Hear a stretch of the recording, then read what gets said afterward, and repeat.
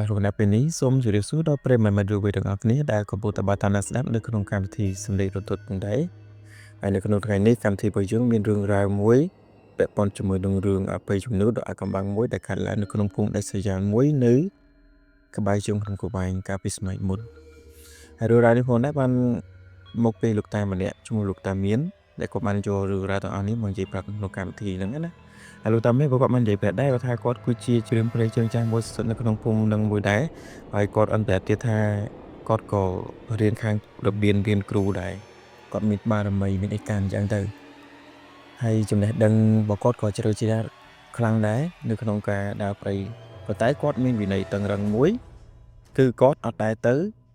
បរបាញ់សត្វនៅក្នុងថ្ងៃសិលទេហើយគាត់ក៏មិនដែរទៅសម្លាប់សត្វមេដែល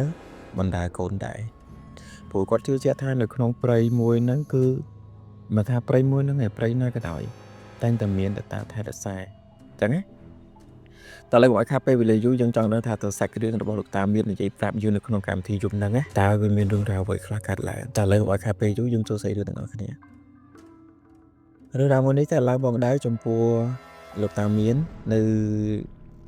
កាលពី40ឆ្នាំមុនលោកតាមានបាននិយាយប្រាប់ថានៅក្នុងភូមិរបស់គាត់នឹងមានយុវជនម្នាក់ឈ្មោះសុកហើយអាសុកក៏សុកអញ្ចឹងណាដោយសារគាត់នៅក្មេងដែរតែបើសិនជាគិតរហូតដល់ឥឡូវហ្នឹងគាត់ចាស់ហើយតែគាត់និយាយឲ្យស៊ីជម្រៅជាមួយនឹងសាច់រឿងគាត់និយាយថាអាសុកអញ្ចឹងណាអូខេយើងនិយាយតាមគាត់ទៅសុកគឺជាមនុស្សម្នាក់ដែលមិនសូវជឿលើបុណ្យបាបហើយក៏គាត់មិនសូវជឿលើរឿងអបិយជំនឿនោះទេហើយសុកគឺជាមនុស្សម្នាក់ដែលក្បាលរឹងបំផុតដែលគ្មានអ្នកគេនិយាយស្ដាប់ទេគេតែនៅប្រាប់ថាអញ្ចេះអត់ឲ្យទៅបរបាញ់សត្វនៅក្នុងអាព្រៃក្រាស់អាព្រៃដែលគេហាមឃាត់ឬក៏ជាព្រៃមួយនឹងដែលគេដាក់ឈ្មោះថាព្រៃខ្មោចយ៉ាងនេះអត់ឲ្យចូលទៅបរបាញ់នៅក្នុងហ្នឹងទេបើសិនជាចង់បរបាញ់សត្វយើងអាចទៅបរបាញ់បាននៅក្នុងព្រៃដែលរាក់ឬក៏នៅគៀនហ្នឹងអូខេយើងអាចទៅបានអត់អីទេហើយជាពិសេសថ្ងៃហ្នឹងគឺវាប៉ះចំថ្ងៃសៅរ៍ទៀតអត់ចង់ឲ្យគាត់ទៅសម្លាប់សត្វប៉ុន្តែគាត់ដឹងស្រាប់ហើយមនុស្សរឹងមនុស្សចង់ឈ្នះហ៎ណាមួយមនុស្សចង់ដឹងចង់លឺដែរធ្លាប់តែលឺគេនិយាយពាក្យចាមរាមថាព្រៃមួយហ្នឹងគឺវាក្រាស់បំផុតហើយធ្លាប់លឺពាក្យចាមរាមចាគាត់និយាយប្រាប់ទៀតថាមានព្រាមព្រៃជំនាញស្ទាត់ជំនាញច្រើនណាចូលខ្ទង់6ទៅ7នាក់វាមិនទៅច្រើនណាស់ទេ6ទៅ7នាក់ដែលគាត់ចូលទៅបបបាញ់សត្វនៅក្នុងព្រៃមួយហ្នឹងហើយអត់មានជីវិតរុមកវិញទេអត់មានជីវិតមកជួបប្រពន្ធជួបកូនវិញទេតែនៅតែអត់ជឿអញ្ចឹងនៅក្នុងយុគប្រហែលជាខ្ទង់ម៉ោង7អីហ្នឹងគឺសុកគាត់ចាប់ផ្ដើមរៀបចំអីបានរបស់គាត់សំដៅទៅក្នុងព្រៃមួយហ្នឹងណាគេហាមអីគាត់ស្ដាប់ហ្នឹងណាអូខេទៅតាមណាទៅបើគាត់ចង់ដឹងអីអូខេអញ្ចឹងក៏គាត់បានសម្រេចចិត្តថាគាត់ដើរចូលទៅក្នុងព្រៃក្រាស់មួយហ្នឹងដែលគេហាមគាត់ហ្នឹងណាគាត់ដើរចូលទៅក្នុងហ្នឹងហើយនៅយុគនោះផងដែរគឺជាយុគខែចែកហើយប្រចាំហ្នឹងពន្លឺក៏មិនសូវភ្លឺខ្លាំងឯដែរគឺវារឿងស្អាតហ្នឹងណាហើយសុកគាត់បានធ្វើដំណើរទៅហើយគាត់រៀងនៅខ្លាចដែរតែចង់ដឹងហ៎ហ្នឹងហើយអញ្ចឹងគេដើរចូលទៅហ្នឹងគឺអត់មានត្រូវកាច់ទៅណាគឺដើរតម្រង់ទៅត្រង់ក្លឹងហ្មងអញ្ចឹងគាត់គិតក្នុងចិត្តថាបើសិនជាមានបញ្ហាឬក៏ជួបហេតុការណ៍អីមួយគឺគាត់ត្រូវបកក្រោយតែបន្តិចគាត់រត់មកត្រង់ក្លឹងចូលភូមិវិញមកទេអញ្ចឹងណាឆ្លាតដែរតាអញ្ចឹងគាត់បានសំដៅដើរចូលទៅក្នុងព្រៃរឿងជ្រៅដែរស្រាប់តែពេលហ្នឹងគាត់ស្រាប់តែពេលហ្នឹងគាត់បានឃើញសត្វប្រើសមួយវងមានទាំងធំមានទាំងតូចមានទាំងអីអញ្ចឹងណា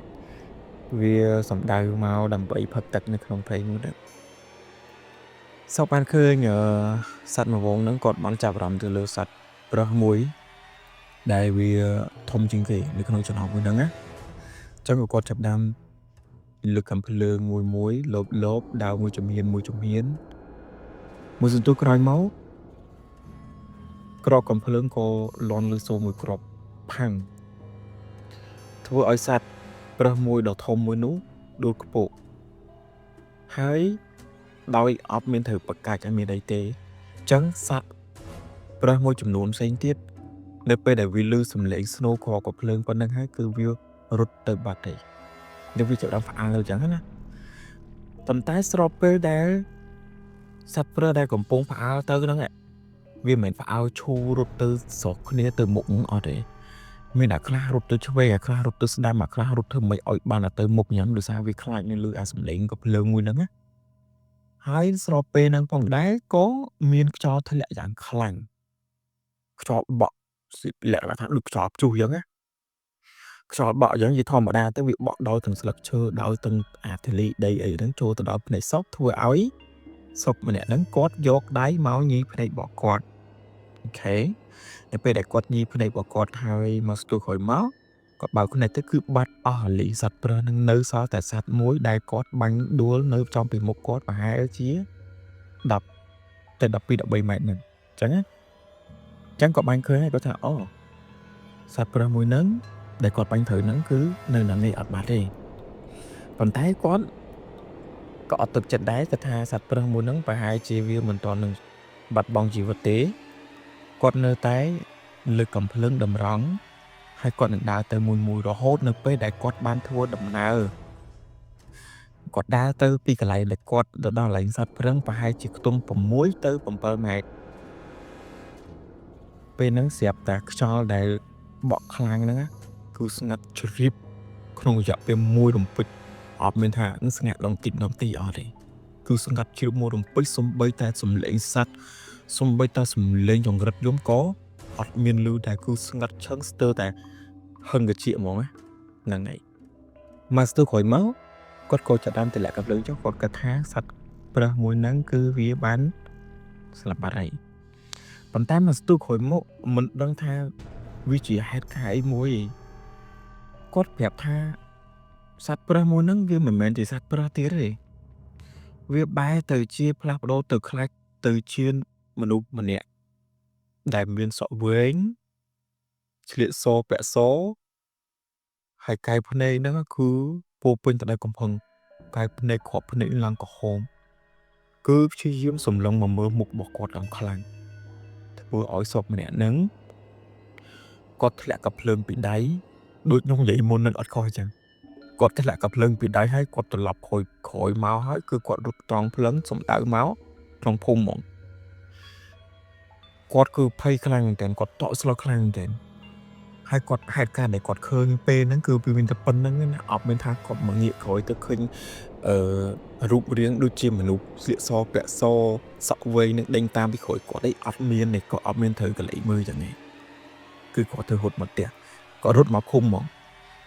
អាការៈនៅពេលដែលគាត់រត់មកនោះគឺអ្វីអ្វីដែលគាត់ប្រមូលទៅដើម្បីចូលទៅក្នុងព្រៃនេះគឺអត់យកមកសំបីតែមួយគាត់រត់ដើម្បីឲ្យតែផុតឲ្យតែរួចខ្លួននេះគឺគាត់ភ័យគាត់តក់ស្លុតខ្លាំងទេរហូតដល់គាត់អាចនិយាយថាគាត់បាត់បង់សតិអ្នកណាពេលដែលគាត់រត់មកហ្នឹងគឺលោកតាមានដែលគាត់យកសាច់រឿងមួយហ្នឹងយកមកនិយាយប្រាប់ក្នុងកម្មវិធីយើងមួយហ្នឹងណាគាត់ថាគាត់ឃើញអាសុកហ្នឹងវារត់ចូលទៅក្នុងភូមិហើយវាទៅដេកនៅលើខែផ្ទះអ្នកភូមិមួយកន្លែងគាត់អង្គុយមើលពីផ្ទះគាត់ពីចង្អាយទៅហើយគាត់ដឹងច្បាស់ហើយគាត់ថាអាមួយហ្នឹងទៅធ្វើអីខុសទៅប្រមាថជីវិតគេឬក៏ទៅធ្វើអីគេនៅក្នុងព្រៃហ្នឹងខុសហើយសំណាងហើយវាសំណាងហើយដែលវាមានជីវិតវាអាចខូចមកដល់ក្នុងភូមិវិញបានប៉ុន្តែអ្នកភូមិម្នាក់ទៅជួយទៅនិយាយទៅរត់អីហ្នឹងទៅមើលទៅសក់ហ្នឹងគឺអត់មានសតិអត់មានស្មារតីនៅក្នុងខ្លួនទេពពោមាត់ឡើងស្លេកហើយញ័រទៅធាក់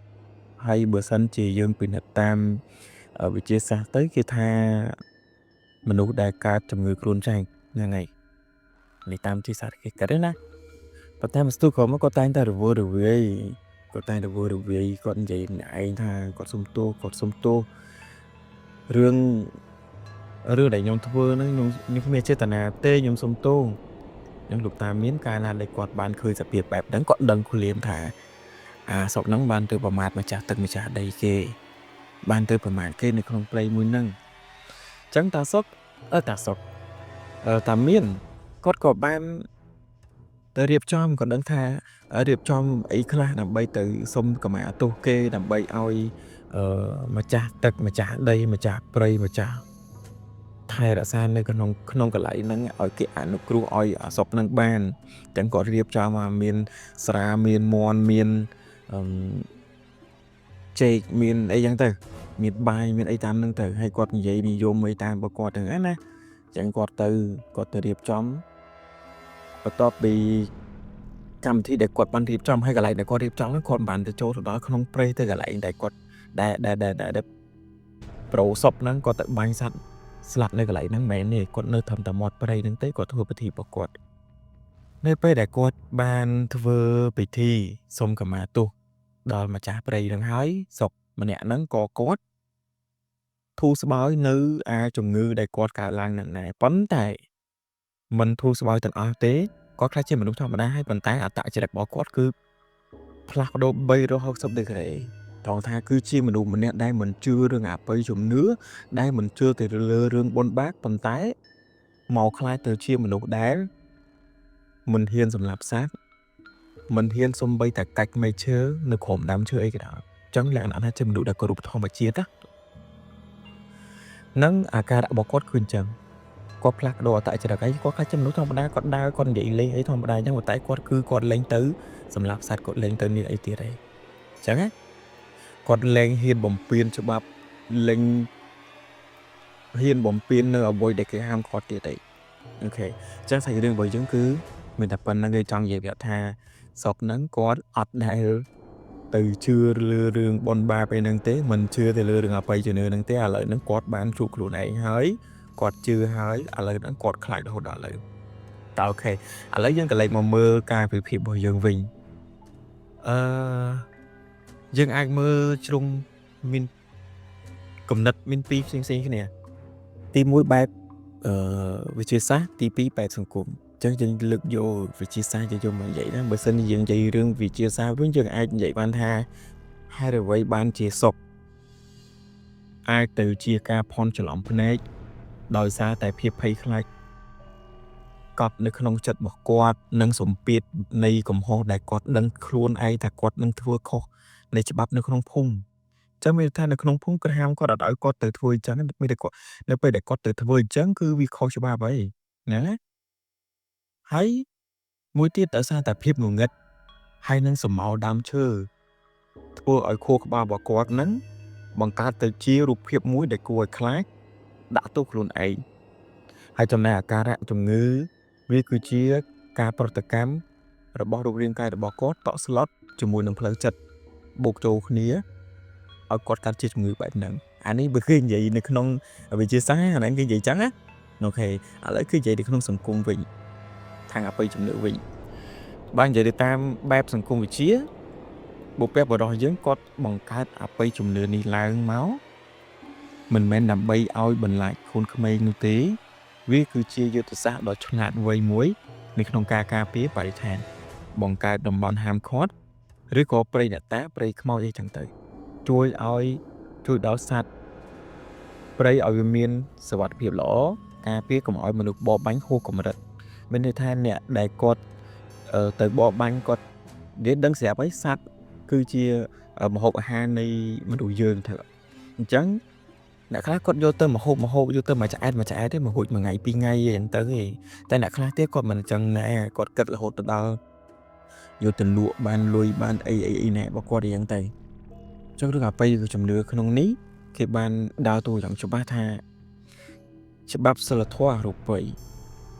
ដែលជួយឲ្យមនុស្សយើងរស់នៅដោយមានការកោតខ្លាចនិងគោរពដល់ច្បាប់ធម្មជាតិអញ្ចឹងអានេះខាងនិយាយពីខាងអបិយជំនឿអញ្ចឹងខ្ញុំសរុបរួមសេចក្តីឲ្យខ្លីមកថារឿងនេះ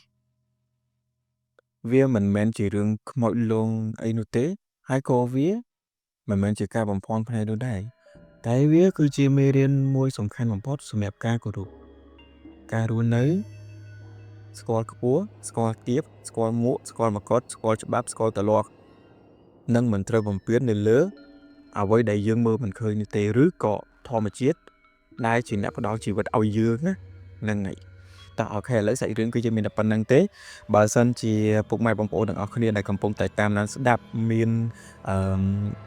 យោបល់មិនដែរអាចបញ្ចេញយោបល់នៅក្នុង comment ខាងក្រោមនឹងបានឬក៏មានសំណួរអ្វីពាក់ព័ន្ធជាមួយនឹងសាច់រឿងមួយនេះអាច comment នៅខាងក្រោមបាន ហើយជាចុងក្រោយខ្ញុំសូមអរគុណដល់ពុកម៉ែបងប្អូនទាំងអស់គ្នាដែលចំណាយពេលវេលាដ៏មានតម្លៃមកចូលរួមតាមដានទស្សនាក្នុងកម្មវិធីរបស់យើងហើយមួយទៀតបើសិនជាបងប្អូនអត់ទាន់បាន Subscribe នេះ Channel របស់ខ្ញុំទេសូមជួយ Subscribe ហើយយើងដាក់កណ្ដឹងមួយទៅបន្ទាប់មកយើងនឹងបានទទួលនៅវីដេអូថ្មីៗជាបន្តទៀតអូខេខ្ញុំបាទបុរិតសូមអរគុណសូមជម្រាបលា